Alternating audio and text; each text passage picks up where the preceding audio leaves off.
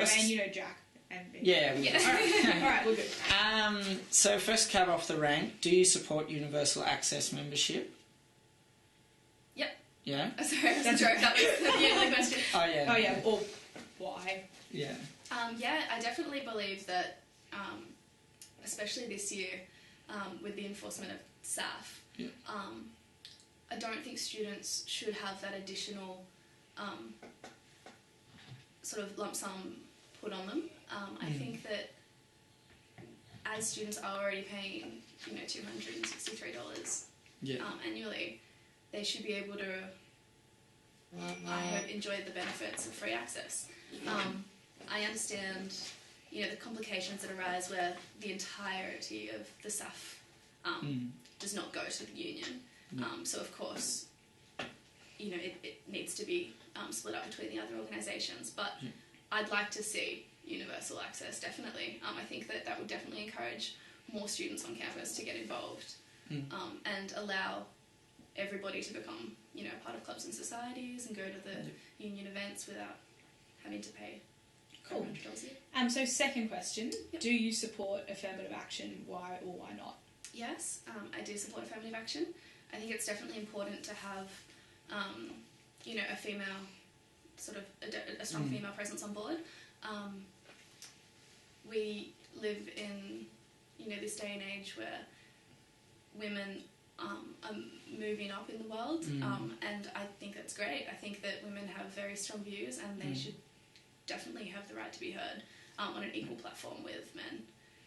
And I do understand, historically, it seems like men poll a bit better in these elections, as is in most elections. I'm not entirely sure why that is. I think women, run equally as great campaigns. But I think that AA is definitely a great part to ensuring that there's an equal representation of men and women on board. Cool.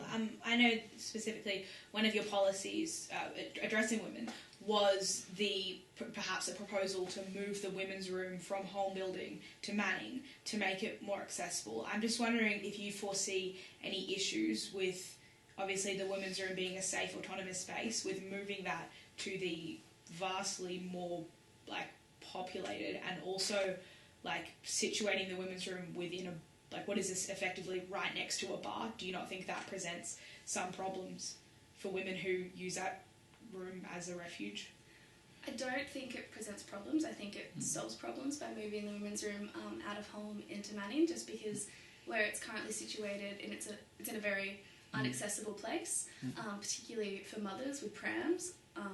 It's very hard for them to get down there, and I think that moving it to a part of campus where it's more centrally located will also encourage more women to go there. I think more women will realise it's there if it's on that sort of central area to campus, and I think it's definitely a worthwhile step. But perhaps Manning itself is, it loses the privacy of the women's room, which is sort of, one of the main things that the collective talk about in why it is such a safe space is because, obviously, yes, you raise completely valid points about people not knowing where it is. Especially the prams and pram accessibility. However, do you not think that there could be some problems with putting it in such an open building? I don't really foresee there being problems putting it in Manning. I guess, there are plenty of office spaces in Manning at the moment which, they're in the same building as Manning Bar, but it doesn't mean that people who go to work, have to encounter people walking past with jugs necessarily. There are different levels to Manning House, and I think that we can definitely find a spot in the same building to accommodate it that isn't necessarily right next to, your kegs of beer. Of course. Jack, no question? What is your attitude to fair trade, and have you signed the fairly educated contract, in inverted commas? I'm for fair trade. It's one of my policies. I think that as the union is essentially representing all students on campus, we need to listen to the students. And the students in the 2010 referendum voted for fair trade. 90% is quite a big sign that students want fair trade. And so yes, I'm for it. Yeah. That's also my personal view as well. I have not signed the fairly educated contract. Yeah. I think that I'm not entirely sure how much you know about the contract or if you've seen a copy of it. I'm happy to pledge my support for fair trade and say that I will do what I can if elected as a board director to hopefully make sure that, you know, we see fair trade coffee on campus next year. However, I think signing a contract which regulates how board directors would have to vote on future motions in board meetings isn't something that I can confidently sign at this point. Just because you can't commit yourself to that. Precisely. You know, where I stand at the moment, I don't know all the facts. I haven't been in previous board meetings that have been held in camera, and I think it would be unwise for anyone at this point to, sort of pledge their support without knowing just all the facts. Totally. Cool. Cool. So, next question. Firstly, are you a member of any political party? Actually, I already know that you've written that you are. But secondly, what do you see as the role of political parties in union board elections, and is that a good role? What judgment do you have of that role? I guess no, I'm not a member of any political party. And in regards to their involvement in campaign elections, I can definitely see how political parties at the moment are very involved. Obviously, you know, student politicians on campus are going to be involved in student campaigns. I think that at the moment it might be sort of too focused on political parties. I'd like to see, you know, more students get up and feel that they can run in a union board election without having to have the backing of, you know, a large political party or knowing a current board member for that matter. I think that we need to work towards better support for potential candidates, you know, to ensure that people realise that you don't have to be backed by any political party in order to run a union board campaign and be elected to board at that moment. Further to that point, at the moment there is quite a bit of university discussion happening about, I know that you're running as an independent, but do you see at the moment a difference in the sorts of people running as independents? We've mentioned this in other interviews, but obviously the people who campaigned with, you know, Tim's campaign last year for Voice were running as independents, and similar people are involved in, say, you know, Karen's election, not to label them exclusively as members of this sort of independent group. Do you see there as almost a schism occurring in the independent movement in terms of in terms of independents running with political backing? It's like independents forming a block, if you will, within the independent label. So kind of like a non-independent independents. Essentially. So sorry, just to clarify. Do you see that they're sort of acting as a block, obviously running different candidates in the same colour for those two elections, not obviously the same for Karen, but having the same people involved in those campaigns by and large? Do you think that it is unfair to call those people independent, or if they're beholden to a kind of faction, I guess? I guess I'm not educated enough on how that potential block or faction of independents operates. I'd like to think that if you're running as an independent, you have, you know, your own independent views on things, and you're not bound by the views of a collective. I think that is what classifies you as an independent. So I'd hope that if you were running as an independent, you would be running based on your own views. I guess I don't really see a problem with a group of people who have a shared interest in, you know, gaining student leadership positions, you know, helping each other run campaigns. I think it's great. And I also think that they're definitely drawing on each other's experience, which is probably why they're drawn together in this kind of group. But yeah, I'd like to think that running as an independent, you wouldn't have to be part of a political party or an independent faction. Yeah, I think that's Cool. very fair.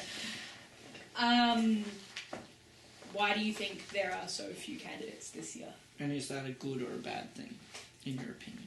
It's an interesting question. I know it surprised a lot of people. Yeah. And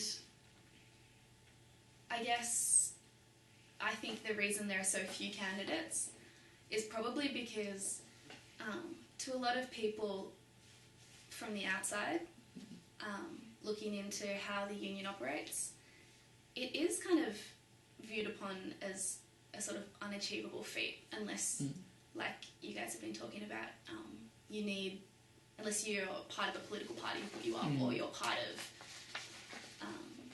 a huge community on campus, or you know 6 of the current board directors and you think that, you know, they can help you. Which is why essentially I am running, because I want to see greater representation on campus, on the board, and More diverse representation. More diverse representation, so you don't have to be a member of any of those groups. I guess, the reason that I think there are so few candidates is because we're not offering the greater student body enough support. We're not informing them. I'm sure a lot of students don't even know that the campaign's coming up, which is a huge problem because we're not appealing to everybody and we're not therefore representing the greater student population on board. Whether or not I think it's a good thing that there are only 7 candidates in this year's election, I think it's not necessarily a good thing. I'd like to see more people in the competition. I think it makes it a bit more exciting, a bit fairer. It also definitely takes the stress off the 2 people who are going to get on, even more so if there were only 6 people and you happen to be that one person. I know I feel pretty, go hide in my room for a week or so. So I definitely like to see a greater selection running. So you talked just then about the need for kind of for more diversity in the people who are elected and who feel they can be elected, and talked about how, you know, you want to see people who can run despite not necessarily knowing board directors or having a kind of, you know, a base in the student population somehow. But as a president of Subski and as being run by Bridget, do you consider yourself part of those diverse voices, or do you consider yourself part of kind of the thing that you were just criticising as a lack of diversity? Yeah, that's a good question. I think I fall on 2 sides of the spectrum in that sense. The fact that I'm the president of Subski is quite different from the fact that I'm friends with, you know, one of the current board directors. In that sense, yes, I do fit into that category of people where I can represent a large student group on campus, but on the other side, I represent a group of students on campus whose voice isn't necessarily heard on the union. There aren't a lot of people from Subski who are heavily involved in union activities, and a lot of that is because the union hasn't outreached to them and hasn't made it clear, you know, how we can all work together. So I'd like to say that I'm coming from a completely different area to a lot of your usual union candidates. And that's why I'm running as, you know, a fresh face for union board, because I think that I'm coming from a different place. At the same time, you know, I do know one of the current board directors, which is how I got involved in this year's election. And I don't think it's a good thing that if I hadn't have known her, then I wouldn't have necessarily found my way into this campaign. Yeah. So yes, I do acknowledge that it's a problem. I realise that the reason I'm running is partly because I am on that side of the fence at the moment, but I'd also like to say that from my past experience and my past couple of years at uni, that I'm part of that greater student population who isn't represented on board, and I'd like that to change. Yeah, cool. What do you think about the SSAAF breakdown as it stands between the different student organisations?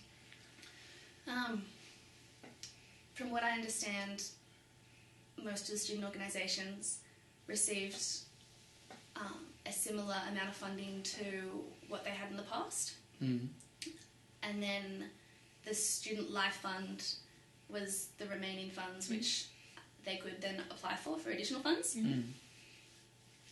I don't know enough about the operations of the other organisations to really say whether or not I think it was fair in the proportional distribution, but I'm very glad that the staff was redistributed to those organisations. I'm really glad that the union, that SRC, that SUSF got funding so that they can continue to provide the services for students So on campus. Similar note. What were you pointing The to? negotiations one. Oh, yeah. So do you think you're a good negotiator, and why? Do I think I'm a good negotiator? I think I'm an okay negotiator. Yeah, Yeah. I'd like to say I'm a good negotiator. Why? I think because I've had experience definitely in the sub-ski negotiations, which have been going on for the past 6 months with SUSF, as I'm sure you're aware. Yeah. So I'd like to say that I'm experienced in university negotiations with those bigger student bodies. I guess everybody, in a sense, is fairly good at negotiating. We have to do it on a daily basis. To what extent, though, definitely. Yeah. So I just Changes. On that point, we'll jump forward a bit. On Monday, it was announced that SUSF is disaffiliating from Subski, and just to paraphrase some of the reasons, to our knowledge, that included the fact that Subski did not adequately promote sport to the extent that SUSF would have liked them to, and they were not sure about some of the party culture that existed within Subski. What are your opinions on this disaffiliation, and what do you think of the outcome? Okay. Yes, Subski was disaffiliated from SUSF on Monday.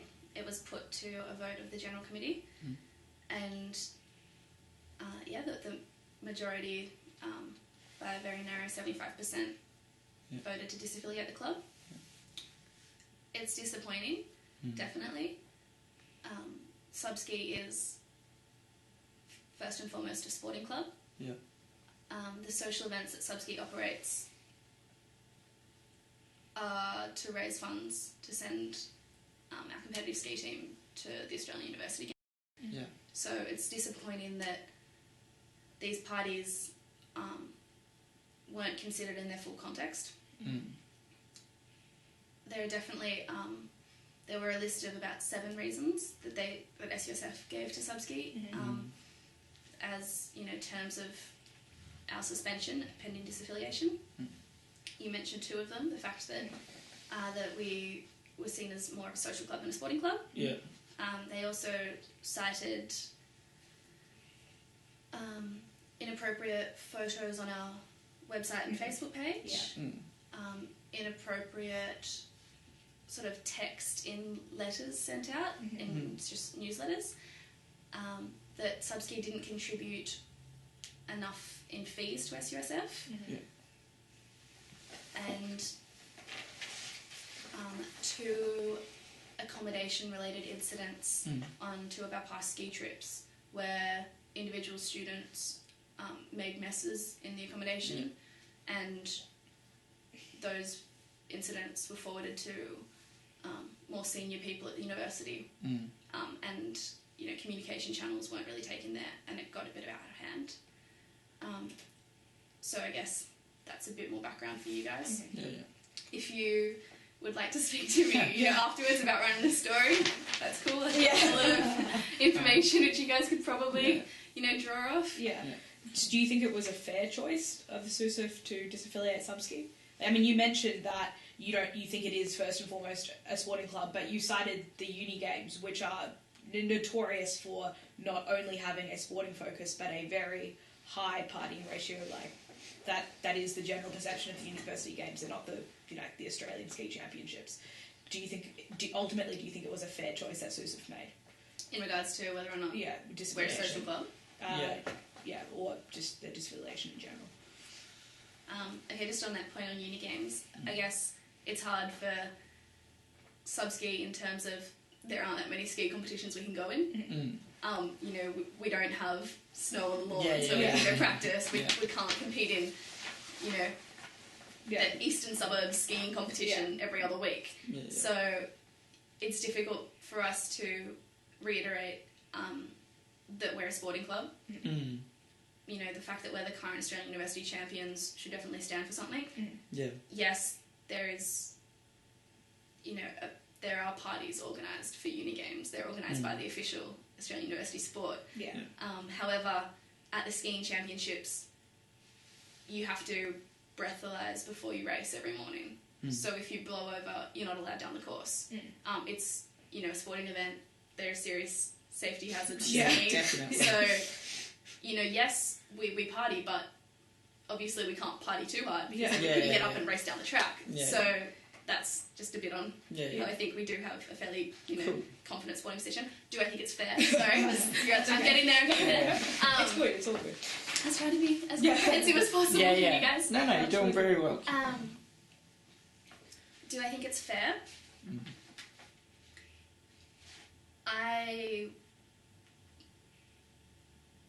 happy to send you guys the submission which Subski read out at the annual general meeting, which is basically our response to what's happened and to the motion to disaffiliate.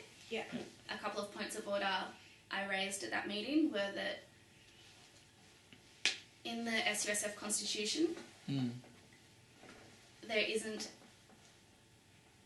the power given to SUSF to disaffiliate an entire club. This we foresaw as quite a significant problem in that they're implying that they have the power to disaffiliate a club.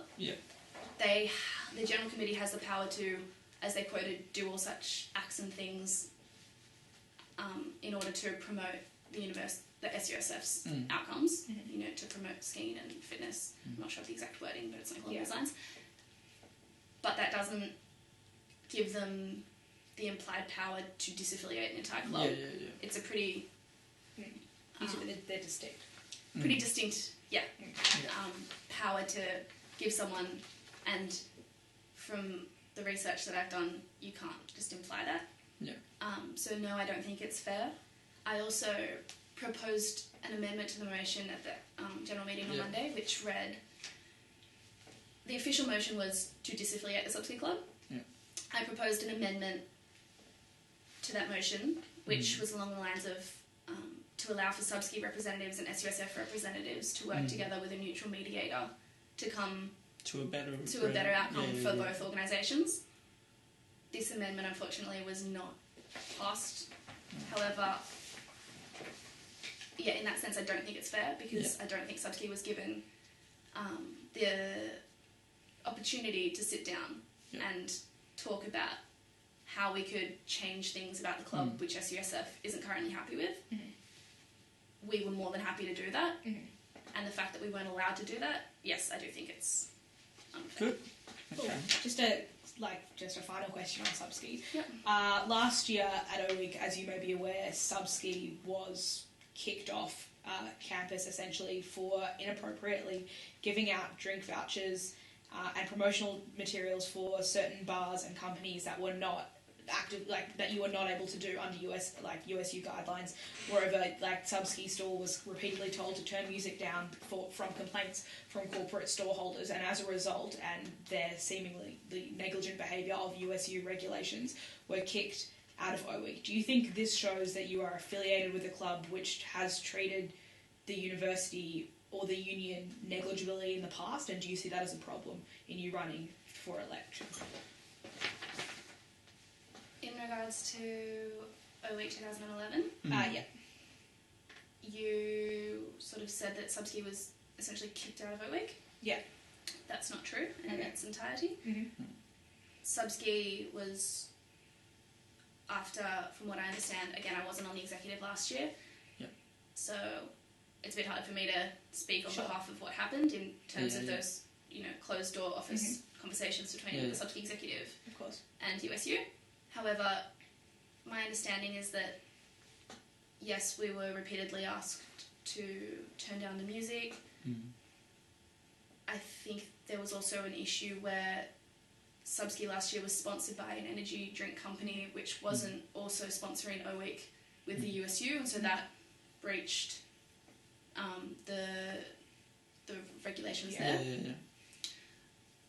We, from what I understand, signed a contract on the second day of OWIC last year, stating that the drink cards would be removed from the show bags, that the energy drinks would be removed from the show bags, that there would be no more music, and that the only people who could be at the stall were the executive members, and that there could be no additional spruiking as per USU guidelines for OWIC. Now, Subski was allowed back at OWIC on that third day, so they weren't... Okay, in temporary hiatus. It was just sort of... It wasn't kicking Subski out. It was just turning them back, I guess, in that sense. I think that the fact that I'm associated with Subski doesn't mean that... And Subski's, had past history with USU. I don't think that means that I shouldn't run for board. I think you need to look at how Subski worked this year at OWIC. We were also congratulated on the fact that we were much better behaved than we were last year. And I think that is, in essence, it ought to be... Sorry, I'm just trying to work out how to phrase this. A recognised improvement. And it is a difference in management, and you were not on the executive then. Exactly. Like, the brand new executive this year have done what I think is an incredible job in trying to work with the people of the USU, of SUSF, in order to make sure that, our behaviour improves, that we work together with the other organisations, and that Subski remains a club, an incredibly large club, if not the largest club on campus. Okay. What ideas do you have to make the union's commercial operations a more sustainable and profitable venture? Good question. I'd definitely like to involve more students in the consulting process in terms of what commercial outlets we have on campus. I guess a big thing with sustainability is you have to have the students purchasing goods from the outlets if they're going to last and if they're going to be profitable.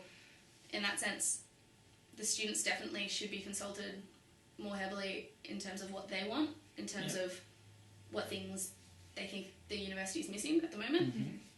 And I'd definitely like to make sure that, the greatest student voice is heard and we get them what they want, be it McDonald's, be it sushi. Cool.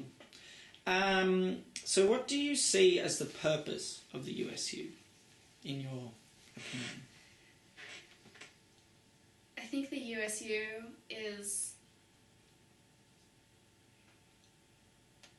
It's a lot of things, really.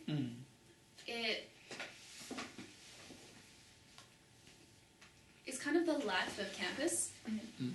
It allows students to get involved in clubs and societies, to make friends, to take on board new leadership opportunities, to go get an easy way on their breaks, to performing in, some spectacular reviews. I don't think it can be summed up in so many words. We know it's a very oversimplified question. We're just more getting a feel of your views. Cool. Why do you think you're qualified to be a USU board member? I think I'm qualified to be a USU board member because I would like to say I can represent a very diverse range of students quite well. I'd like to say that I can draw from my past experience in... Do you need to answer the door? Yeah, I'll get to it in a second. Sorry. That's okay. Yeah, I'd like to say that I can relate to a lot of the students on campus who, may have flirted with the institutions on campus, but not necessarily dived right in. Yeah. And I think that because of my personal experience, being involved in clubs and societies, but not being on the executive of 10 USU clubs or in every review since my first year. Outside of... my fresh perspective. Yeah, well, no, outside of sub-ski, what has been your involvement with the union? Well, I guess sub-ski isn't really involved in the union. Well, yeah, I know, but I mean, like, on campus in CNS, if you're counting it as a club and society. So, what has been your involvement with the union, full stop? Okay. Yeah. My involvement in the union? I am the current Vice President of Events of 180 Degrees Consulting. So I'm involved in one of the unions, clubs and societies through that. I've also, been to the occasional beach ball back in my first year. I go to Manny Nor Herman's every other day. I haven't gotten involved in any of the reviews. Something which I just really wasn't aware about. And so I'd like to see how we can, push those sort of things to the greater student population. I have bought myself a University of Sydney hoodie. I mean, aside from all those using of their general commercial outlets on a daily basis, I think I've really just flirted with what the USU has to offer. I'm not someone who, has been super involved in the union for the past 2.5 years, but I think that because of that I can offer something new. Yeah. Okay. Which current board member do you most admire and why? Oh, good question. I guess it's a hard question also because I don't know a lot of the current board members well enough to really judge them. And it's not implicit that you're saying that they're necessarily better than the other ones. It could just be that you personally admire them. Yeah, it's just your personal opinion. Yeah, sure. I really admire Asta. Yeah. Because of her 99 Problems campaign video she put out last year. I must say, I remember sitting in a lecture when she lecture bashed with it, and she was like, "Hey guys, just watch my video and press play." And I was like, I just remember thinking, wow, that girl has guts. The fact that she can put that up in front of hundreds of students. So I admire her for that. I definitely do. Cool. Which of the other candidates who are running do you think would make a good board director, and why? The best. Ooh. Yeah. Not just good, best. Step back. Let me think.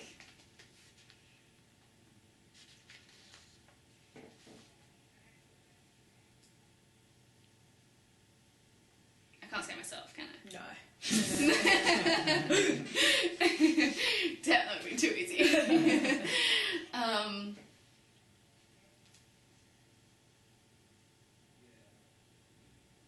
Again, I think it's hard because I haven't known many of them for that long at all. And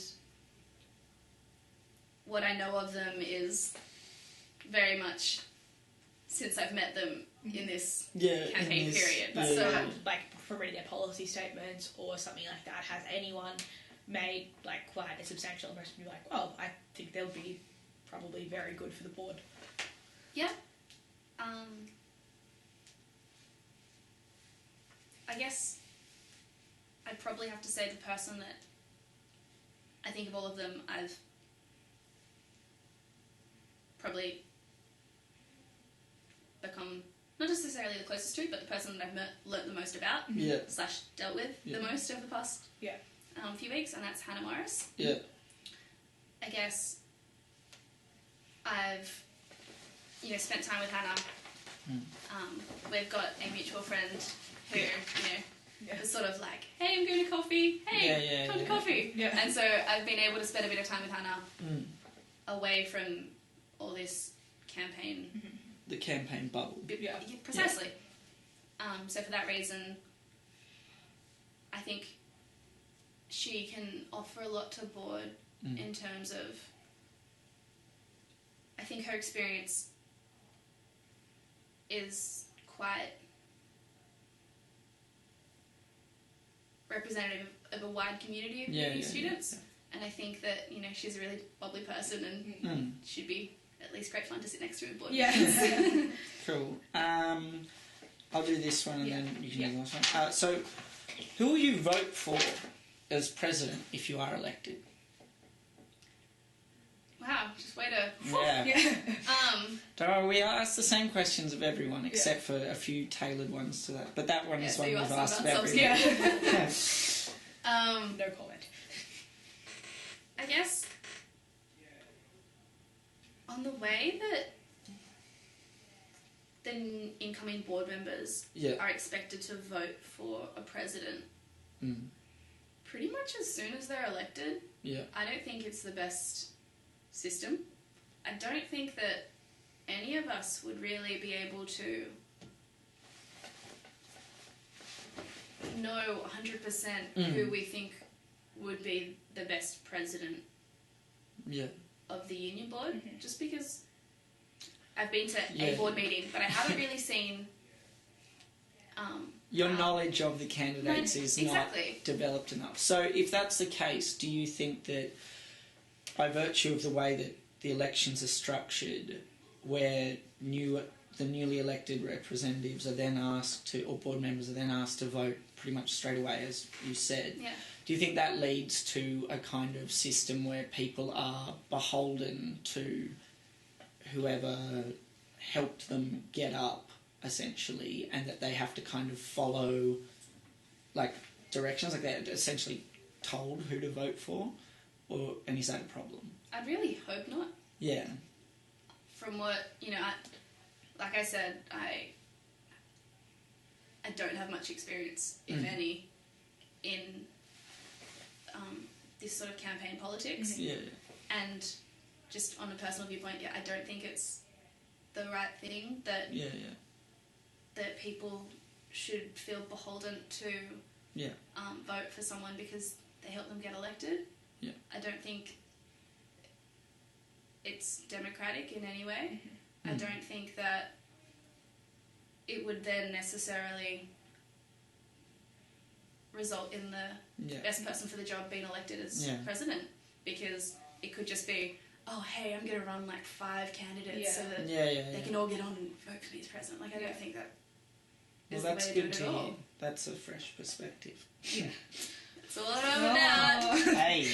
Way to go. Okay. Okay, final question. Sorry, this is taking longer than expected. So, in the final question, I know that you have, like, perhaps somewhat related in your policy statement and in comments on your Facebook page, you've talked about changing the compositional structure of the board to represent different student communities. Yep. Firstly, could you tell us a little bit about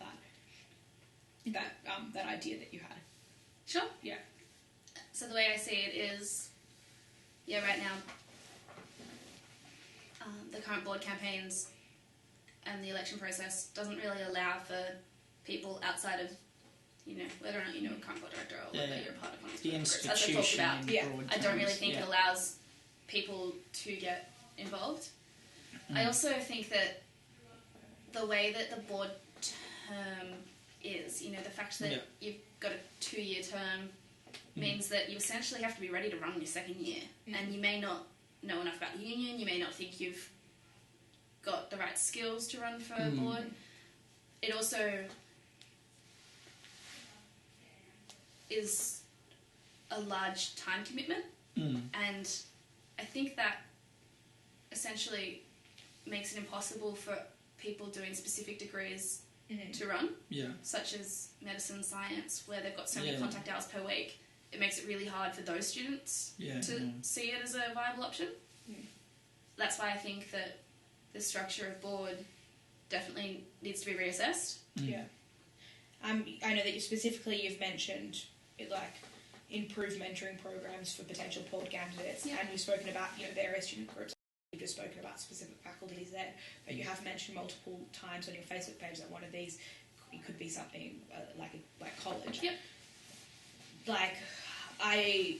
We're just questioning whether or not you think that there is such a firm need for college. It's the one that you have mentioned more than anything else, despite the fact that, well, firstly, obviously Nick Hoffman is running in this election and he's a student at Paul's, past president, Dave Mann, past president before that, Pat Bateman, 2 members of the board before that were from college as well. Currently sitting on the board is Shane Treves and, of course, Zach Thompson, both college students as well.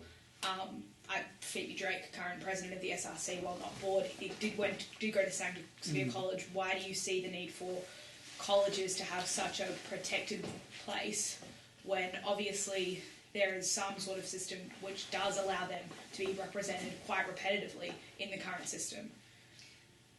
I guess the reason I responded specifically to the question about colleges on my Facebook page is because people pointedly ask me, is there going to be a college rep? Is it going to be like AA?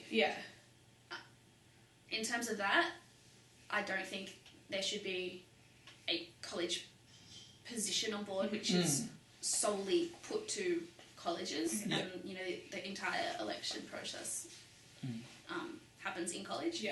But I think that it's important to have representation from those greater student communities, be it college, be it Mallet Street, be it Cumberland.